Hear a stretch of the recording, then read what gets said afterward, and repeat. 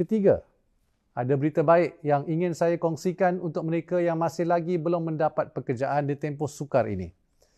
Kerajaan melalui Pertubuhan Keselamatan Sosial ataupun Perkeso telah mengumumkan lanjutan program Penjana Kerjaya 2.0.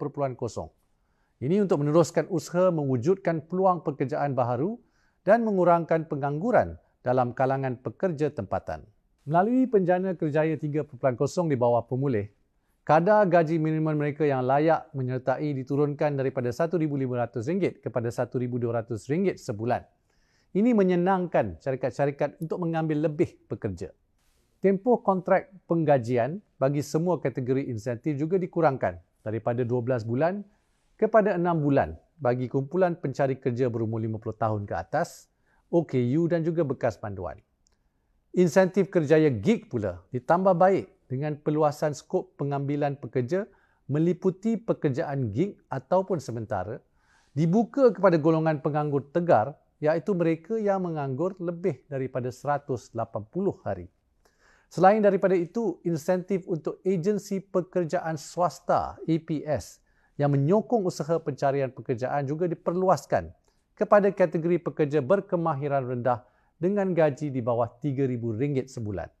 APS akan menerima insentif RM100 bagi setiap penempatan.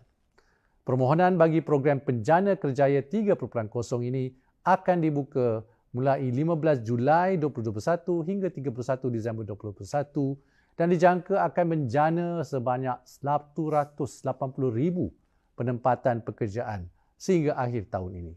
Perkara keempat yang ingin saya ketengahkan adalah program subsidi upah. Melalui pemulih juga, program subsidi upah dilanjutkan sebagai PSU 4.0 yang akan berlangsung selama masa 4 bulan bermula 1 Ogos ini. Matlamat utama ialah bantuan berterusan kepada golongan majikan dalam usaha meneruskan perniagaan dengan mengekalkan pekerja mereka. Sebanyak RM3.8 bilion peruntukan untuk PSU 4.0 akan disalurkan kepada majikan yang layak dan terhad kepada 500 orang pekerja bagi setiap perusahaan. Kadar RM600 untuk setiap pekerja dikekalkan dalam PSU 4.0 ini. Program ini terbuka kepada semua sektor ekonomi untuk 2 bulan pertama, manakala 2 bulan seterusnya adalah khusus bagi sektor-sektor di dalam kategori senarai negatif. Penambahbaikan yang dibuat adalah tiada had gaji pekerja ditetapkan berbanding had gaji RM4,000 ke bawah dalam bantuan PSU sebelum ini. Program ini menyasarkan 242,000 majikan meliputi lebih daripada 2.5 juta pekerja di seluruh negara. Saya menyeru kepada semua majikan yang terkesan supaya membuat permohonan PSU 4.0 mulai 1 Ogos ini hinggalah 31 Oktober 2021. Sementara itu, sukacita saya kongsikan sekali lagi bahawa sehingga kini kerajaan telah membelanjakan lebih RM15 bilion di bawah PSU untuk menyelamatkan pekerjaan lebih 2.8 juta rakyat Malaysia. Saya juga ingin berkongsi satu contoh bantuan berterusan kerajaan melalui simulasi sebuah PKS bersaiz sederhana yang telah mendapat pelbagai manfaat dan impak positif aliran tunai bulanan dari April 2020 hingga Disember 2021. Andaian ini adalah bagi sebuah syarikat yang mempunyai 200 pekerja, mempunyai pinjaman bank sebanyak RM50 juta dan mendapat manfaat subsidi upah selama 13 bulan, iaitu merangkumi bantuan-bantuan dari tahun lepas hinggalah ke hujung tahun ini. Syarikat PKS bersaiz sederhana ini mendapat kemudahan moratorium selama 6 bulan. Justru tambahan aliran tunai yang dinikmati dianggarkan lebih RM4.6 juta untuk 6 bulan. Selanjutnya, perusahaan ini juga mendapat bantuan subsidi upah bernilai RM1.68 juta. Syarikat ini juga menerima pelbagai geran dan bantuan dari kerajaan. Secara keseluruhannya, apabila mengambil kira semua insentif-insentif ini, aliran tunai syarikat PKS ini menunjukkan impak positif berjumlah RM6.3 juta ataupun lebih RM300,000 sebulan selama tempoh 21 bulan.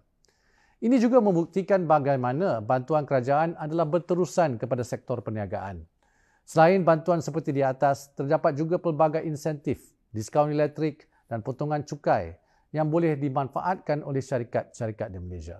Perkara kelima adalah mengenai allowance mencari pekerjaan. Sebelum ini, bantuan SIP Prihatin menerusi allowance mencari pekerjaan membantu pekerja yang mencarum kepada perkeso yang kehilangan pekerjaan dan mencari peluang pekerjaan baru. Kini, melalui pemulih, bantuan segera ini diperluaskan kepada golongan bukan pencarum perkeso, termasuk graduan baru, lepasan sekolah dan pekerja sektor tidak formal. Walau bagaimanapun, mereka perlu mendaftar di portal kerajaan My Future Jobs yang diuruskan perkeso. Pencari kerja perlu menghadiri sekurang-kurangnya 3 temuduga dalam sebulan, sama ada secara fizikal atau dalam talian, bagi melayakkan mereka menerima insentif sebanyak RM300 sebulan selama tempoh 2 bulan. Sekiranya pencari kerja berjaya memperoleh pekerjaan melalui portal My Future Jobs, insentif tambahan sebanyak RM400 akan diberikan kepada mereka. Perkeso menyasarkan seramai 229,000 pencari kerja akan mendapat manfaat daripada bantuan ini. Pendaftaran untuk program ini akan bermula pada 15 Julai 2021. Jika anda kehilangan pekerjaan, daftarlah segera di My Future Jobs untuk peluang lebih luas dalam usaha mencari pekerjaan.